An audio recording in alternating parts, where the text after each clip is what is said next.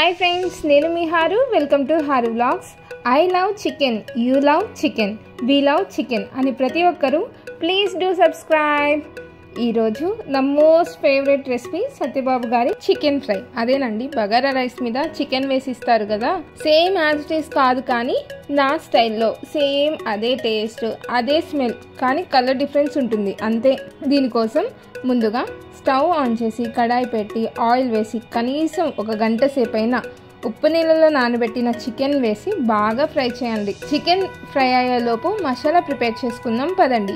Mixie గిన్నెలో ఒక star పువ్వు, దాల్చిన చెక్క, రాతి పువ్వు, యాలకులు, లవంగాలు, జీరా పొడి, ధనియా పొడి అన్నిటినీ వేసి కొద్దిగా సాల్ట్ వేసి బాగా గ్రైండ్ చేసి పక్కన పెట్టుకోండి.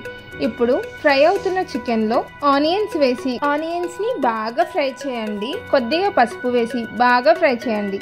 ఇప్పుడు అల్లం వెల్లుల్లి పేస్ట్ వేసి బాగా ఫ్రై అవ్వనివ్వండి. అల్లం పచ్చివాసన పోయాక కారం వేసి బాగా కలపండి.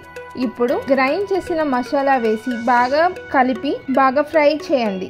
ఇప్పుడు కరివేపాకు, గ్రీన్ చిల్లీని వేసి ఒక 2 మినిట్స్ బాగా ఫ్రై చేసి లాస్ట్లో కొత్తిమీర వేసి స్టవ్ ఆఫ్ చేసుకోండి.